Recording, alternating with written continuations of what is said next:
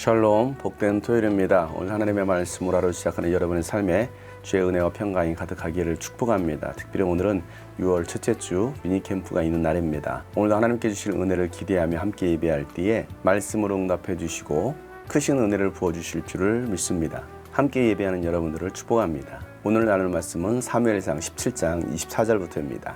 이스라엘 사람들은 그를 보고 무서워하며 모두 그 사람 앞에서 달아났다. 저기 올라온 저자를 좀 보게. 군인들이 서로 말하였다. 또 올라와서 이스라엘을 모욕하고 있어. 임금님은 누구든지 저자를 죽이면 많은 상을 내리실 뿐 아니라 임금님의 사위로 삼으시고 그의 집안에는 모든 세금을 면제해 주시겠다고 하셨네. 다윗이 곁에 서 있는 사람들에게 물었다. 저 블레셋 사람을 죽이고 이스라엘이 받는 치욕을 씻어낸 사람에게는 어떻게 해준다고요? 저 할례도 받지 않은 블레셋 녀석이 무엇이기에 살아계시는 하나님을 섬기는 군인들을 이렇게 모욕하는 것입니까? 군인들은 앞에서 말한 내용과 같이 저자를 죽이는 사람에게는 이러이러한 상이 내릴 것이라고 대답해 주었다. 다윗이 군인들과 이렇게 이야기하는 것을 맏형 엘리압이 듣고 다윗에게 화를 내며 꾸짖었다. 너는 어쩌자고 여기까지 내려왔느냐? 들판에 있는 몇 마리도 안 되는 양은 누구에게 떠맡겨 놓았느냐? 이 건방지고 고집센 녀석아, 내가 전쟁 구경을 하려고 내려온 것을 누가 모를 줄 아느냐? 다윗이 대들었다. 내가 무엇을 잘못하였다는 겁니까? 물어보지도 못합니까? 그런 다음에 다윗은 몸을 돌려 형 옆에서 떠나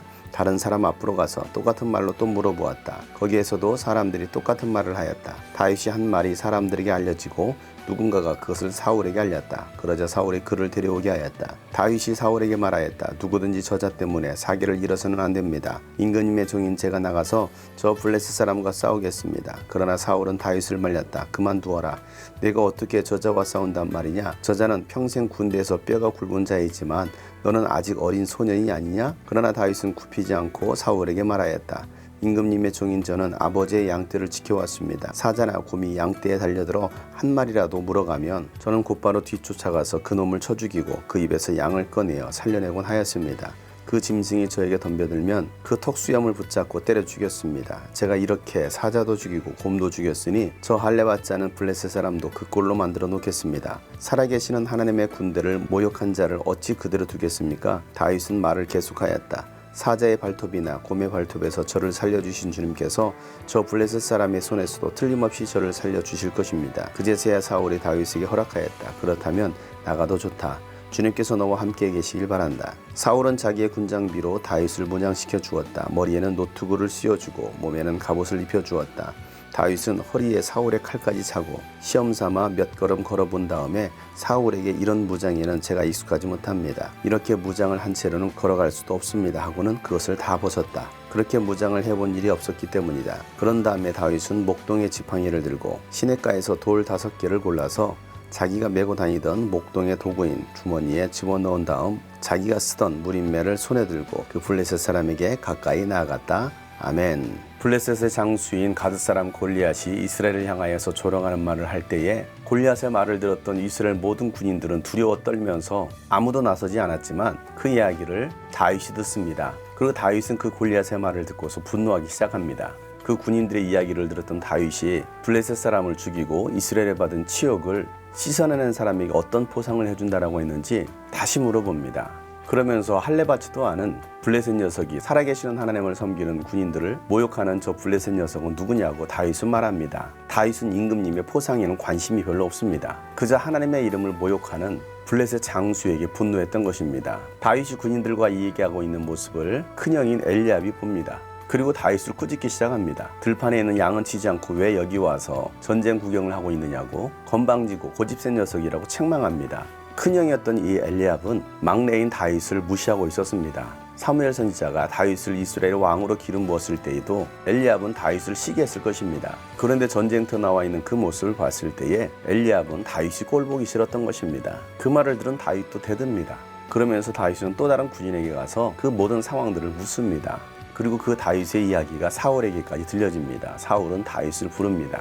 다윗은 사울 앞에 서서 골리앗과 싸우겠다라고 말을 합니다. 그러자 사울왕도 다윗을 말립니다. 어린 소년이었기 때문이었습니다. 훈련되지도 않은 소년이 훈련된 장수하고 싸운다는 것은 말이 안 된다라고 사울은 생각했던 것입니다. 아버지의 양떼를 사자와 곰들에게서 지켜왔다라는 것입니다. 사자와 곰이 물어가면 끝까지 쫓아가서 사자 입에서 곰의 입에서 아버지의 양을 지켜냈고 사자와 곰을 다 쳐 죽였다는 것입니다. 그래서 할례 받지 않은 골리앗도 그와 같이 쳐 죽이겠다는 것입니다. 하나님의 군대를 모욕하는 자를 가만둘 수 없다는 것입니다. 사울도 골리앗을 두려워했고 이스라엘 군인들도 다 두려워했습니다. 그들은 하나님을 모욕하고 이스라엘을 모욕하는 그 골리앗 앞에 아무 말도 하지 못하고 그저 벌벌 떨고만 있었던 것입니다. 그런데 다윗은 그렇게 모욕하는 자를 가만 놔둘 수 없다는 것입니다. 다윗에게는 거룩한 분노가 있었습니다. 사자와 곰에서 지켜주신 하나님께서 블레셋 사람의 손에서도 틀림없이 지켜주실 것이다 라고 다윗은 말합니다. 하나님께서 오늘까지 우리를 지켜주셨습니다. 우리를 구원해 주셨습니다. 앞으로도 여러분의 삶을 붙드실 뿐만 아니라 악의 세력으로부터 여러분들을 끝까지 지켜주실 것입니다. 그 살아계신 하나님을 신뢰하고 믿고 나아갈 수 있기를 축복합니다. 다윗의 말을 들은 사울은 그리고 사울의 전투복과 칼을 다윗에게 줍니다. 하지만 다윗은 어린 소년이었기 때문에 사울의 옷이 맞지 않았습니다. 다윗에게는 그러한 무장이 익숙하지 않았던 것입니다. 그리고 평소 익숙하게 사용했던 지팡이를 들고 시냇가에서 돌 5개와 무림매를 들고 골리앗 앞에 나서게 되는 것입니다. 우리가 영적 전쟁을 할 때에는 익숙하지 않은 것으로 나아갈 수가 없습니다. 여러분의 전쟁에 나갈 때에 여러분에게 익숙한 무기는 무엇입니까? 기도하는 것이 익숙합니까? 복음을 전하는 것이 익숙합니까? 찬양이 익숙합니까? 사랑과 섬김이 익숙합니까? 영적 무기들이 나에게 익숙해야 합니다. 그러나 익숙하지 않다고 한다면 우리는 그 전쟁터에 나가도 승리할 수가 없는 것입니다. 여러분들에게 기도의 무기가 익숙하고 감사와 사랑과 섬김과 헌신의 무기가 익숙할 수 있기를 축복합니다. 사람의 눈으로 봤을 때는 무림매와 시냇가의 돌 5개가 아무것도 아닌 것처럼 보이지만 하나님이 함께하는 사람의 손에 들려지면 아무것도 아닌 것이 엄청난 능력을 발휘할 수 있다는 것을 믿으시길 바랍니다. 세상은 우리 앞에 거대합니다. 우리를 위협합니다. 우리를 모욕하고 조롱합니다. 그러나 여러분, 하나님이 여러분과 함께 하시기에 거대한 세상을 두려워하지 말길 바랍니다. 그리고 악한 세상을 향하여서 거룩한 분노를 품고 영적인 무기를 가지고 담대하게 나갈 수 있기를 주 여러분 축복합니다. 샬롬.